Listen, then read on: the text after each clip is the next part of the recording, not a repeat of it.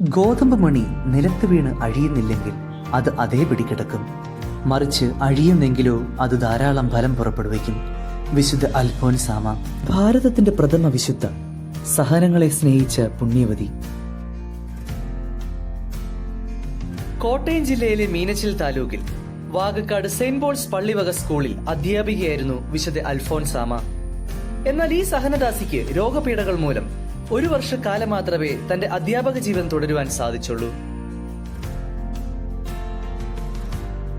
1932 മുതൽ 1933 വരെ വാകക്കാടിന്റെ കുഞ്ഞുമക്കൾക്ക് അൽഫോൻസാമ അറിവ് പകർന്നു നൽകിയ വിദ്യാലയം സ്ഥിതി ചെയ്തിരുന്ന അതേ സ്ഥലത്താണ് വിശുദ്ധ അൽഫോൻസാമയുടെ നാമത്തിലുള്ള കുരിശുപള്ളി ഇപ്പോൾ സ്ഥിതി ചെയ്യുന്നത്.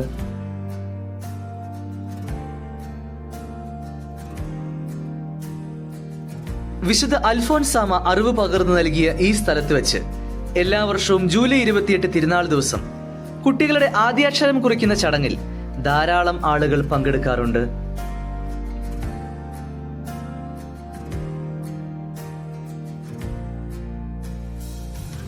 തന്റെ ജീവിതത്തിലെ 1 വർഷത്തെ അധ്യാപക നാളുകളിൽ വിശുദ്ധ അൽഫോൻസാമ വാകക്കാട് ക്ലാര മഠത്തിലാണ് താമസിച്ചത്.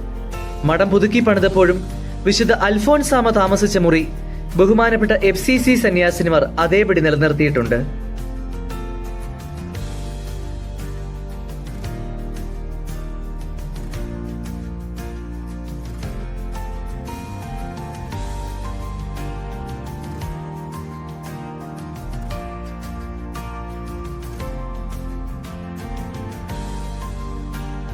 വാകക്കാട് മഠത്തിലായിരുന്നപ്പോൾ വിശുദ്ധ അൽഫോൻസാമ കിടക്കാൻ ഉപയോഗിച്ച കട്ടിലും മറ്റു പല വസ്തുക്കളും ഇപ്പോഴും വിശുദ്ധയുടെ മുറിയിൽ വളരെ ഭംഗിയായി സൂക്ഷിച്ചിരിക്കുന്നു.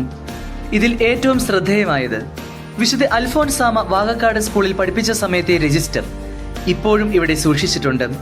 വിശുദ്ധയുടെ കയ്യൊപ്പും നമുക്കിതിൽ കാണാൻ സാധിക്കും.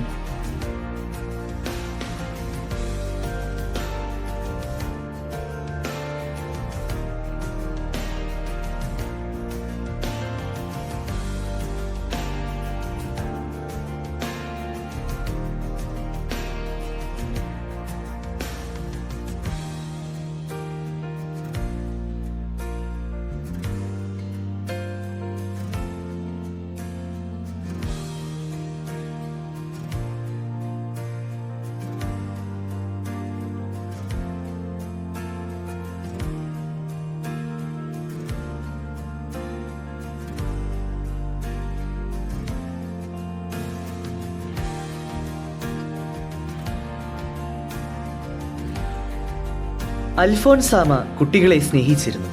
അവർ അൽഫോൻസാമയെയും. വിശുദ്ധിയിൽ നിന്നും ആദ്യം അനുഗ്രഹങ്ങൾ ലഭിച്ചു തുടങ്ങിയത് കുട്ടികൾക്കാണ്. പിന്നീട് അവർ വഴി അമ്മയുടെ അത്ഭുത സിദ്ധിയെപ്പറ്റി മറ്റുള്ളവർ അറിഞ്ഞു തുടങ്ങി.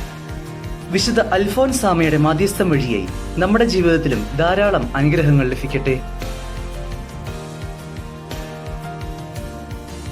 സഹനങ്ങളുടെയും വേദനകളുടെയും വഴികളിൽ സ്വർഗത്തെ ലക്ഷ്യമാക്കി പ്രത്യാശയോടെ നീങ്ങാൻ വിശുദ്ധ അൽഫോൻസാമയുടെ മാധ്യസ്ഥം നമ്മെ സഹായിക്കട്ടെ. ആമേൻ.